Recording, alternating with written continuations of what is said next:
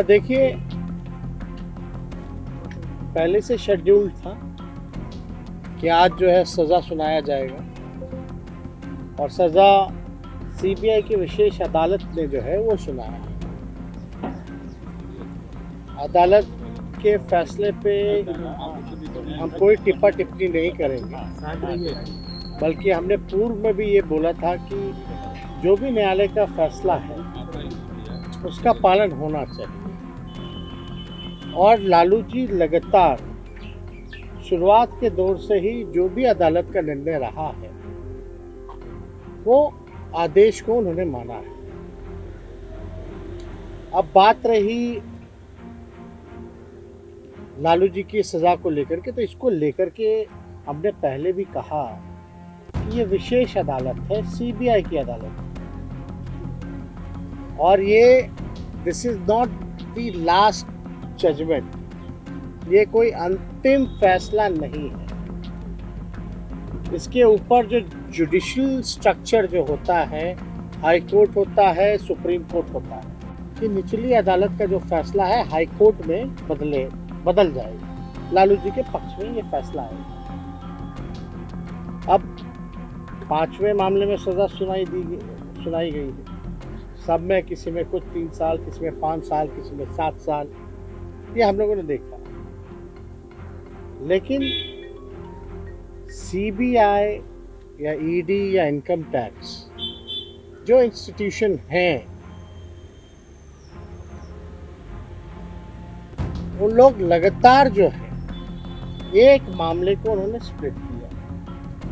Case मुकदमा एक ही है, कॉन्स्पिरेसी का चार्ज है, और 6 मामले अलग अलग बनाए गए, जो कि देश में इतिहास में पहली बार ऐसा हुआ। हम तो बोल रहे जब से आज़ादी हुई तब से ऐसा फैसला हुआ ही नहीं कभी। फिर भी हम लोग जो आदेश का पालन हम लोग करते हैं। लेकिन आप ये देखिएगा कि आज़ादी से अब तक चारा घोटाला, हम कहते कि अब तो सजा हो गई, भूल जाइए। और घोटाले कौन कौन से भाई? कितने घोटाले हुए देश में? अरे देश की छोड़िए, बिहार में बताइए कि उसके बाद से कोई घोटाला ही नहीं हुआ क्या? लगभग 80 घोटाले हो गए। Where is CBI? कहाँ है सीबीआई? कहाँ है ईडी? और कहाँ है इनकम टैक्स और इंटरपोल? एनआईए कहाँ है? हम तो पूछना चाहते कहाँ है भाई? कितनी तेजी! और देश में केवल एक ही नेता, एक ही घोटाला। गजब की एजेंसी है भाई, पीठ थपथपा रही है। ये तो तोता का काम करती है, इसमें तो हमको बोलने की जरूरत नहीं है। लालू जी थोड़े से क्या सक्रिय हुए बेचारे। आप सब लोग जान रहे हैं कि तबीयत उनकी खराब थी, है भी। वो तो राष्ट्रीय अधिवेशन था तो उसमें उनको रहना ही था। थोड़ी सी क्या सक्रियता हुई। अब तो 24 का ज्यादा दिन चुनाव का बचा है नहीं ना, तैयारी तो अभी से शुरू है। यूपी चुनाव के बाद लोकसभा की तैयारी हो जाएगी, तो थोड़ी सी सक्रियता आती है। और सीबीआई जो है विजय माल्या जी को भूल जाती है, नीरव मोदी जी को भूल जाती है, ललित मोदी जी को भूल जाती है, मेहुल चौकसी भाई को भूल जाती है। कुछ दिन पहले 23,000 करोड़ रुपए लेकर के भागे, उनको भूल गई। अरे ये देश से कैसे बाहर चले गए? हमको हनीमून पे जाना था, मेरे लिए लुकआउट नोटिस था। हमको कोर्ट से लुकआउट नोटिस हटवा करके बाहर जाना पड़ा। हमने कौन सा अपराध किया था जो हम पे भी लुकआउट नोटिस था? हम तो कहना चाहते हैं भाई, इन लोगों के लिए नीरव मोदी, मेहुल चौकसी, विजय माल्या, नीरव मोदी, क्या इन लोगों के लिए लुकआउट नोटिस नहीं था क्या? क्यों नहीं था? कितने बड़े बड़े घोटाले हुए बिहार में। सृजन घोटाला, उसका रिकवरी कौन करवाएगा? वो भी तो कोषागार से गया, वो भी तो ट्रेजरी का मामला था। बिहार के कितने जिलों में हुआ सृजन घोटाला? मुख्यमंत्री के जानकारी हेतु क्यों नहीं मुख्यमंत्री पे कार्रवाई की गई? बल्कि चारा घोटाला में तो लालू जी ने ही आदेश दिया जांच का। जिसने जांच का आदेश दिया, जिसने जांच करवाया, उसी को तुम जेल भेज दिए। कोई बात नहीं, लालू जी जाते जाते बोले ना झुके हैं ना झुकेंगे, हमेशा सांप्रदायिक शक्तियों से लड़ते रहेंगे। उसकी सजा मिली है, और देखना कोई एक बार थोड़ी ना, बार बार सजा मिलती जा रही है। लोग को लग रहा है भाई किस बात का बार बार एक ही आदमी पे सजा सुनाई जा रही है, और जो यहाँ 80 घोटाला करके बैठा है, सृजन महाघोटाला महापाप करके बैठा बालिका गृह वाला, उन लोगों पे कोई कार्रवाई नहीं होती। तो भाई मेरे अगर ट्विटर पे जाइएगा तो पहला ही टैग्ड है एक ट्वीट, थोड़ा पढ़ लीजिएगा। आज भाजपा के खिलाफ, सांप्रदायिक शक्तियों के खिलाफ देश में कोई नेता नहीं बोलता जहां लालू जी बोल रहे हैं, लड़ रहे हैं।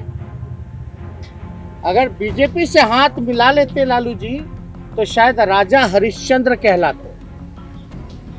आज भाजपा और आरएसएस इन लोगों से लड़ाई लड़ रहे हैं तो भाई सजा काट रहे हैं। तो लालू जी डरने वाले हैं क्या, या हम लोग कोई डरने वाले हैं क्या? लालू जी का साथ जो हो रहा है देश की जनता और बिहार की जनता देख रही है। लालू जी के साथ जो हो रहा है वो यूपी में भी, यूपी की जनता जो है बीजेपी पर वार करने का काम करेगी, वोट का चोट देने का काम करेगी। लोग को लगता है कि लालू जी को जेल भेज देने से लालू जी कमजोर हो जाएंगे, पार्टी नस्तानाबूद हो जाएगी। बिहार की सबसे बड़ी पार्टी निकल के आई, आरजेडी सरकार बना चुके थे महागठबंधन। ये तो कुछ बेईमानी कर करके इन लोग आ गए थे। तो लालू जी तो और मजबूत हुए, पार्टी मजबूत हुई, और लालू जी का एक एक सिपाही आने वाले समय में बीजेपी और आरएसएस को बिहार की धरती से और नीतीश कुमार जी जैसे बेईमान नेता को खत्म करके, खत्म मतलब पॉलिटिकली खत्म करके ही सांस लेकर के जो है वो काम करेगा। ये चुनौती है जो देश के लिए, जिन लोग बर्बाद कर रहे हैं, जो देश के युवाओं को बर्बाद कर रहे हैं, देश के संपत्तियों को बेचा जा रहा है। तो सीबीआई, ईडी, इनकम टैक्स नहीं है।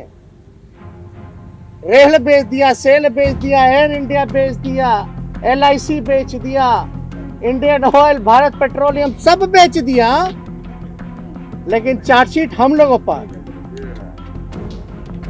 किस शर्त पे बेचा, क्या बेचा, और खरीदार दो चार ही लोग पूरे देश भर में देश के संपत्तियों को खरीद रहे हैं। ये है क्या न्याय? कहां है जांच एजेंसियां? हम तो चुनौती देते हैं, थोड़ा जांच करके बताएं। अरे सीबीआई प्रकोष्ठ है भाई भाजपा का, लेकिन जिस दिशा में ये जांच एजेंसियां काम कर रही हैं, ये आने वाले समय में देश के लिए खतरा है। इसलिए हम कह रहे हैं कि कोई पॉलिटिकल पार्टी का प्रकोष्ठ होकर के अगर कोई काम करेगा, ये इंस्टीट्यूशन सदैव रहेगी, लेकिन सत्ता में रहने वाले लोग हमेशा बदले जाएंगे, कोई परमानेंट नहीं। अगर इसी हिसाब से दुरुपयोग होता रहा इस तरह की जांच एजेंसियों का, तो बुरा प्रभाव, और जो लोग न्याय के लिए, देश में जनता जो न्याय के लिए जो लोग लड़ते हैं, उनको न्याय नहीं मिलेगा। ये देश के लिए बहुत बड़ा खतरा है। और हमने पूर्व में भी कहा, आज सर्वे करवा लो, आप लोग सर्वे करवा लीजिए। देश के जेलों में सबसे ज्यादा गरीब लोग जेल में बंद हैं, गरीब। और लालू जी गरीबों के नेता हैं। और कोई जेल नहीं जाएगा, सबको अक्यूटल हो जाएगा, सबको जो है छोड़ दिया जाएगा। और हमने तो महाराष्ट्र में, अब कोई बीजेपी का अगर कोई भाषण एड़ी के चोटी पे करता है, सीबीआई है, ई है, वो है, थोड़ा हमसे मिलवा दीजिएगा, उनसे पूछिएगा कि महाराष्ट्र में क्या हुआ था भैया। जो डिप्टी चीफ मिनिस्टर है पवार साहब, जब बीजेपी गए डिप्टी सीएम बनाएगा तो सीबीआई ने सारे केस वापस कर दिए। याद कीजिएगा वाकया, सारे केस वापस कर दिए। जब सारा केस खत्म हो गया तो पवार साहब वापस एनसीपी में आ गए, जो शरद जी के भतीजे हैं। जब वापस आए तो दोबारा ईडी और सीबीआई के छापे और रेड पड़ने लग गए। यही है जांच एजेंसियां क्या? ये तो जीता जाता उदाहरण है, और हमको कैसे सैकड़ों उदाहरण मिलेंगे इस पे हम नहीं कहना, लेकिन ऐसी संस्थानों का दुरुपयोग किया जा रहा है। I have no interest. Bihar की जनता और देश की जनता को रुचि इस मामले में नहीं है कि चारा घोटाले में नीतीश जी की प्रक्रिया क्या है। बिहार की जनता और देश की जनता का इंटरेस्ट इसमें है कि आपके रहते 80 घोटाले हुए, आज तक कोई अधिकारी मंत्री या आप पे क्यों नहीं कार्रवाई की गई? सृजन मामले में क्यों नहीं कार्रवाई की गई? सीएजी का रिपोर्ट उठा के देख लीजिए आप सब लोग। 2 लाख करोड़ का हिसाब कहां है मुख्यमंत्री जी बताइए? 2 लाख करोड़ का इंटरेस्ट इसमें है। और नीतीश जी को बताना, हम देखिए बड़े हैं, मुख्यमंत्री हैं चोर दरवाजे के, तो हम इतना ही उनको कहेंगे कि चारा घोटाला में आप तो मत ही बोलिए। आप जहां बोलिएगा तो आपका क्या भूमिका है, अब हम जाना नहीं चाहते इतिहास में, कहां कहां क्या क्या भूमिका है, डिटेलिंग हो जाएगी। मुद्दा से नहीं भटकाना चाहते। नीतीश जी सृजन पे आइए, 80 घोटाले पे आइए, इस पे क्यों नहीं बोलते? 2 लाख करोड़ रुपया सीएजी रिपोर्ट में आया, कोई हिसाब किताब नहीं है, ये इंटरेस्ट नहीं है। चारा घोटाला कितना हजार करोड़ का, यही 2 लाख करोड़ रुपया कहाँ गया भाई? और चारा घोटाला में बताइए कि लालू जी ने ही आदेश दिया था कि नहीं दिया था? दिया था कि नहीं दिया था जांच को? तो जो दोषी है वो जांच करवाएगा, वो भी सीबीआई से। ये सब लोग जानते हैं। उस दौर में जनता दल का दौर था, और जनता दल में उस दौर में क्या क्या चल रहा था वो सबको पता है, कितने खेमे थे। फिर बीजेपी 1 साल बाद आ गई, फिर दुरुपयोग शुरू हो गया। तो ये बताने की हमको जरूरत नहीं है। हम बस इतना ही कह रहे हैं कि लालू जी के साथ जो हो रहा है बिहार की जनता देख रही है, और बिहार की धरती में बिहार की जनता ने लालू जी को आशीर्वाद दिया, और बिहार में सबसे बड़ी पार्टी के रूप में ही नहीं बल्कि हम सरकार बनाने का मैंडेट भी मिला था, जनादेश था, लेकिन चोर दरवाजे से ये लोग आए।